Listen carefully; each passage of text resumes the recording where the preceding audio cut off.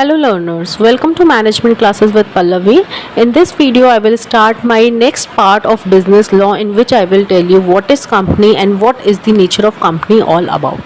तो अगर हम बात करें कंपनीज क्या होती हैं, कंपनीज एक बहुत ही जाइंट वर्ड है खुद में, जिसमें बहुत सारे रूल्स एंड रेगुलेशंस होते हैं जो रजिस्टर्ड होना कंपलसरी है under the I of the law, ठीक है। और जिसमें बहुत सारे आपके एम्प्लॉयज़ वर्क करते हैं। जैसे कि हम अगर कंपनीज़ की बात करते हैं तो हमारे दिमाग में एग्जांपल आते हैं टाटा, मैकडोनल्ड्स, पेप्सिको, है ना, और आपके यूनिलीवर। तो ये सारे क्या हैं, ये सारी एक कंपनीज़ हैं, ठीक है, जो एक pre determined rules and regulations या रेगुलेटरी फ्रेमवर्क के अकॉर्डिंग वर्क करती हैं। तो अगर मैं बात करूं what is a company, organisations which require huge investment. Since ये अपने आप में जाइंट वर्ड है, बहुत बड़ा वर्ड है, तो इसमें ह्यूज इन्वेस्टमेंट्स यानी कि इसमें जो कैपिटल या फिनेंस होता है वो ह्यूज यानी कि लार्ज अमाउंट में लगता है। As the investments are big the risk involve also big also high. जितना ज़्यादा आप कैपिटल यूज़ करेंगे, जितना ज़्यादा इन्वेस्टमेंट करेंगे, उतना ज़्यादा रिस्क रहता है कि आपका बिजनेस आने वाले टाइम में सक्सीड होगा या फेलियर होगा। वो कौन सी स्टेज पर रहेगा, मेच्योरिटी स्टेज पर रहेगा, ग्रोथ पे रहेगा, या फिर वो डिक्लाइन स्टेज पर अगर आ जाएगा तो you will have to shut down your company. While undertaking a big business, the two important limitations of partnerships are limited resources and unlimited liabilities of partners, ठीक है। हम कंपनी क्यों अंडरटेक करते हैं? क्योंकि पार्टनरशिप बिजनेस में कुछ limitations होती है। वो लिमिटेशंस क्या होती है वो मैं अभी आपको आगे और फर्दर बताऊंगी अपनी नेक्स्ट वीडियोस में। लिमिटेड रिसोर्सेज होते हैं in terms of employees, in terms of capital, in terms of land and property, assets and so on. And unlimited liabilities होती है पार्टनर्स पे। इसलिए लोग क्या करते हैं, वो एक कंपनी भी स्टार्ट कर लेते हैं। और हाँ, हर बार ऐसा नहीं होता है कि आप बहुत ही लार्ज स्केल पर कंपनी ही स्टार्ट करें, आप स्मॉल स्केल से भी अपनी कंपनी को स्टार्ट कर सकते हैं। The company form of partnership has become very popular and overcome the problems of partnership business. Various multinational companies have their investors and customers spread through out the world. बहुत सारी MNCs आपने सुना होगा, MNCs यानी कि multinational companies जो जिसकी जो मेन यूनिट होती है वो अपनी जो मेन कंट्री होती है उसमें होती हैं, और बाकी जो उनकी और यूनिट्स होती हैं वो अलग अलग कंट्रीज़ में डाइवर्सिफाइड होती हैं। तो इस वजह से क्या होगा, जब वहाँ पर बहुत सारे इन्वेस्टर्स उनको मिलेंगे कि वो यानी कि हम शेयर होल्डर्स कह सकते हैं, और जो कस्टमर्स हैं वो स्प्रेड हैं थ्रू आउट द वर्ल्ड। क्यों? क्योंकि जब कंपनी जो है वो एमएनसी रहेगी तो उसका जो प्रोडक्ट है या उसकी सर्विस है वो all over the world circulate करेगी in the various countries. According to Professor Hennick, what is a company? A company is an artificial person. Artificial person क्यों? क्योंकि इसको जो रन करते हैं लोग वो उनकी जो सिग्नेचर्स होते हैं पेपर्स पे, ठीक है, वो बताते हैं कि जो कंपनी है वो एक आर्टिफिशियल पर्सन है, क्रिएटेड बाय द लॉ, जो लॉ के द्वारा ही क्रिएट होती है। अगर मैं सोचूं कि मुझे कंपनी स्टार्ट करनी है तो मैं बैठे बैठे अपना कंपनी स्टार्ट नहीं कर सकती। मैं स्मॉल स्केल बिजनेस ज़रूर स्टार्ट कर सकती हूँ पर कंपनी नहीं कर सकती। उसके लिए मुझे बहुत सारी लीगल फॉर्मेलिटीज़ अकम्प्लिश करनी पड़ेगी in the eyes of the law. Having separate legal entity with a perpetual succession and common seat. Continuous life रहती है कंपनी की ज़्यादातर, हम ये कह सकते हैं, और एक कॉमन सील होती है या स्टैम्प होती है जो हर एक डॉक्यूमेंट में लगती है, जो ये सिग्निफाई करती है कि ये जो डॉक्यूमेंट है ये इस कंपनी का है, या ये जो प्रोडक्ट एंड सर्विस जो सर्कुलेट हो रहा है मार्केट में वो सो एंड सो कंपनी का है। आर्टिफिशियल पर्सन से ये मतलब है कि कंपनी के लोगों की कुछ आइडेंटिटी नहीं है, जो आइडेंटिटी है वो कंपनी की आइडेंटिटी है under the eyes of the law. अब बात करते हैं कंपनी लॉ क्या होता है। In order to maximise and utilise the organisational and managerial abilities effectively, it is necessary for a company to be supported not only by its new own organs but also by clear and precise regulations. It is necessary to have a brief overview of the business organisation from the framework of the company law. जैसे कि अभी मैंने बताया था, it must be registered under the company in the eyes of the law, और इसको वही pre determined rules and regulations follow करने हैं। That's why it is an artificial person, ठीक है। तो जो कंपनी को रन करने के लिए एक फ्रेमवर्क जो है वो दिया जाता है। उसी फ्रेमवर्क के अकॉर्डिंग जो कंपनी के मेंबर्स यानी कि जो इन्वेस्टर्स या शेयर होल्डर्स होते हैं, ठीक है, उनको और जो डायरेक्टर्स या चेयरमैन होते हैं उनको वर्क ऑन करना पड़ता है। तो एक तरीके से कंपनी लॉ क्या है, एक फ्रेमवर्क है या एक गाइडलाइंस है जो ये बताती हैं कि कंपनी और उसके लोगों को कैसे वर्क करना है being a part of the society as they are using the resources of the society. Commercial sector recognise 3 principal categories of business organisation. यहाँ पर हम बात करें बिजनेस ऑर्गेनाइजेशन की, वो कितनी कैटेगरीज में डिवाइडेड है। नंबर फर्स्ट सोल प्रोप्राइटरशिप, जिसमें एक अकेला ही जना ओनर होता है। पार्टनरशिप, जिसमें बहुत सारे लोग होते हैं जो अपनी कैपिटल को इन्वेस्ट करके पार्टनर्स बनते हैं। और लास्ट आ जाता है कंपनी, जिसके बारे में हम पढ़ रहे हैं, जो रजिस्टर्ड होता है under the eyes of the law and is an artificial person. बाकी 2 फॉर्म्स में जो है वो रियल पर्सन होते हैं, लेकिन company being an artificial person. अब बात कर लेते हैं नेचर ऑफ कंपनी की, क्या क्या नेचर है कंपनी का या इसकी क्या क्या फीचर्स हैं। एक पॉइंट और ऐड करना चाहूँगी कंपनी के रिगार्डिंग कि कंपनी में जो होते हैं वो शेयर्स, आपने सुना होगा शेयर मार्केट है ना, NSE market, Bombay stock market, तो वो जो शेयर्स होते हैं वो कंपनी ही सर्कुलेट कर सकती है, राइट।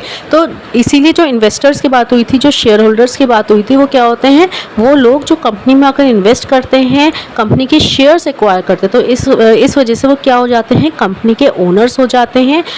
एक तरीके से वो कंपनी के जो भी डिसीजंस होते हैं उसमें पार्टिसिपेट करते हैं। तो ये एक बहुत ही इंपॉर्टेंट पॉइंट है कि कंपनी जो है वो IPO से डील करती है, यानी कि वो शेयर्स और डिबेंचर से डील करती है, और जो उसमें इन्वेस्ट करते हैं उनको share holders and debenture holders हम कहते हैं। सो नंबर फर्स्ट नेचर हमारा आ जाता है इनकॉर्पोरेटेड एसोसिएशन। ये क्या होता है, ये क्या कहता है कि जो कंपनी है वो रजिस्टर्ड होगी only under the company act, ठीक है। वो एग्जिस्टेंस डेट में तभी आएगी जब उसको सर्टिफिकेट ऑफ इनकॉर्पोरेशन इशू हो जाएगा from the office, from the registration office. इसको अगर आपकी पब्लिक कंपनी है तो at least 7 persons are required to form a public company, और अगर आपकी प्राइवेट कंपनी है तो at least 2 persons are required. These persons will subscribe to the memorandum of association and also comply the other legal requirements of the company। memorandum of association, articles of association क्या होता है, ये मैं अभी आपको अपनी नेक्स्ट कमिंग वीडियोस में बताऊंगी। तो बेसिकली इनकॉर्पोरेटेड एसोसिएशन में क्या होता है कि जो कंपनी है वो रजिस्टर्ड होनी चाहिए, और रजिस्टर्ड के लिए अगर आपकी पब्लिक कंपनी तो एटलीस्ट 7 पर्सन्स होने चाहिए सिग्नेचर, और अगर प्राइवेट कंपनी तो एटलीस्ट 2 पर्सन्स का सिग्नेचर होने चाहिए। और वो जो मेंबर्स रहेंगे उनको MOA और AOA के रिगार्डिंग जितने भी रूल्स एंड रेगुलेशन हैं उनको फॉलो करने होंगे, and other legal requirements as been mention in the company act. Next है आर्टिफिशियल लीगल पर्सन, जो मैं भी आपको बता रही थी।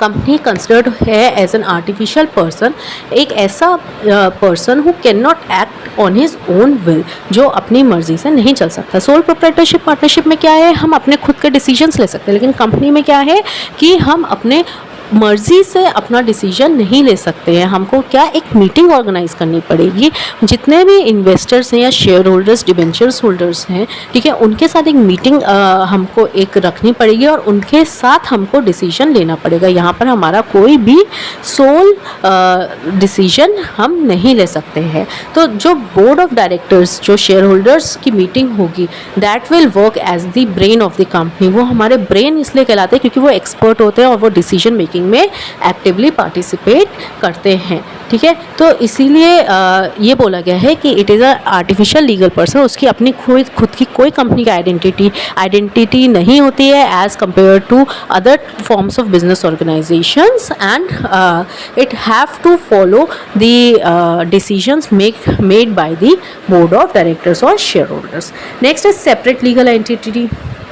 इसका मतलब क्या है कि company is perceive to be a distinct legal entity and no one that does not depend on its members. कोई भी मेंबर्स पर डिपेंड नहीं होता है। जो मनी क्रेडिटेड होता है by the creditors of the company can be recovered only from the companies and the properties owned by the company. यानी कि कंपनी की जो मेंबर्स से कोई मतलब नहीं है। अगर कंपनी ने कुछ लोन लिया है, ठीक है, तो जो उसके क्रेडिटर्स हैं तो वो किससे अपना पैसा रिकवर करेगी, from the company, not from the members. इसीलिए सेपरेट लीगल एंटिटी है, it is distinct from its member. जो भी लाइबिलिटी है, ठीक है, ऑफ रीपेमेंट, वो मेंबर्स पे नहीं रहेगी, किस पर रहेगी, कंपनी पे रहेगी। तभी बोला गया ना, मैंने आपको स्टार्टिंग की स्लाइड्स में बताया था, पार्टनरशिप में क्या होता है, अनलिमिटेड लाइबिलिटी रहती है। अगर पार्टनर्स लोन लेते हैं तो उनको ही पे करना पड़ेगा, लेकिन इन केस ऑफ कंपनी, अगर कंपनी लोन लेती है तो कंपनी को लोन रीपे करना पड़ेगा, ना कि उसके मेंबर्स को, ठीक है। इंडिविजुअल मेंबर्स, इसमें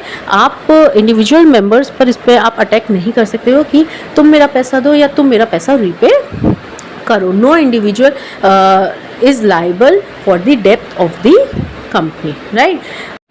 ऑल्सो अगर मैं इसमें इनकम टैक्स कौन पे करेगा उसकी बात करूं, तो जो कंपनी प्रॉफिट्स अर्न करती है और जो डिविडेंड्स जब वो पे करती है शेयर होल्डर्स को, तो जो शेयर होल्डर्स हैं उनको इनकम टैक्स पे करना पड़ता है बेस्ड ऑन द डिविडेंड्स। जो आपके पास डिविडेंड आएगा उस पर आपको इनकम टैक्स पे करना पड़ेगा एज अ शेयर होल्डर, ठीक है। तो ये शो करता है कि शेयर होल्डर्स और कंपनी जो है वो टू डिफरेंट आइडेंटिटीज़ हैं, ठीक है। ऐसा नहीं है कि शेयर होल्डर्स पर लाइबिलिटी नहीं होती, लेकिन लोन रीपेमेंट से रिलेटेड, ठीक है, और जैसे कि जो कंपनी डेप्थ लेती है फॉर दी प्रॉपर्टीज़, ठीक है, ओन्ड बाय द कंपनी, उससे मेंबर्स का कोई मतलब नहीं होता है। मेंबर्स का मतलब किससे होता है, अगर आपको इनकम टैक्स पे करना है तो वो पर्टिकुलर इंडिविजुअल से रिलेटेड होगा, पर्टिकुलर शेयर होल्डर से रिलेटेड होगा। क्यों? क्योंकि जो डिविडेंड शेयर होल्डर्स अर्न कर रहे हैं उस डिविडेंड पर अगर वो इनकम टैक्स स्लैब के अंदर आता है तो उन शेयर होल्डर्स को पे करना पड़ेगा।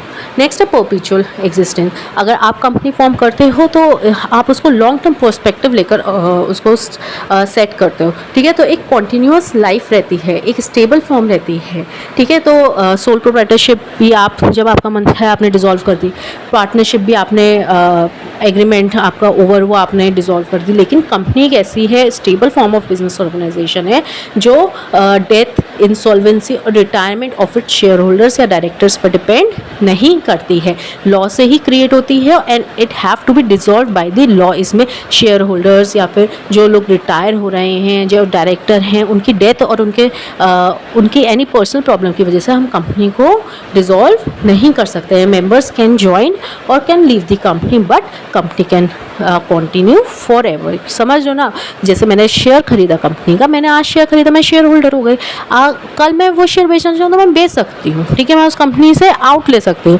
फिर next for example B person आएगा, वो शेयर खरीदेगा तो वो शेयर होल्डर हो जाएगा, ठीक है। तो पर्सन्स इन एंड आउट हो सकते हैं from the company but company always continue for ever.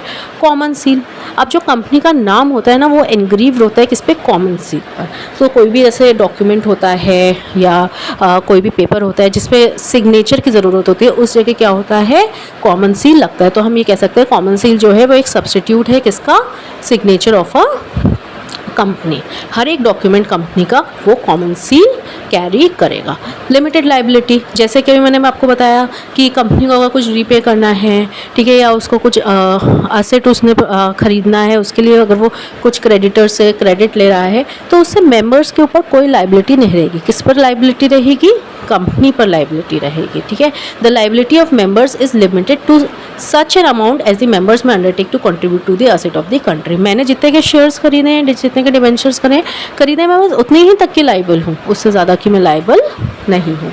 Transferable shares, जो शेयर्स मैं खरीदती हूँ उनको मैं बेच भी सकती हूँ और उनको मैं ट्रांसफ़र भी कर सकती हूँ टू एनी अदर पर्सन, ठीक है। तो कोई भी रिस्ट्रिक्शन नहीं है मेंबर्स पर कि they can not transfer their shares to any other person, they can transfer, they have the right, there is a right for members to transfer their shares from one person to another. In case of private companies जो articles होते हैं वो कहीं कहीं restrict करते हैं to the rights of the members to transfer their shares, but कहीं कोई कंपनीज ऐसी होती हैं जो मेंबर्स को जो है ये राइट देती हैं to transfer their shares to another person. So these all are about the features, characteristics और we can say the nature of the company. अभी आगे के इसमें बहुत सारे टॉपिक्स हैं बिजनेस लॉ में जो मैं अपनी नेक्स्ट वीडियोस में अपडेट करूँगी, आप लोगों को बताऊँगी। उसके लिए अगर अभी तक से आपने मेरे चैनल को सब्सक्राइब नहीं किया तो please do subscribe my channel and please do like and share my video and if you have any query then do comment in the comment section.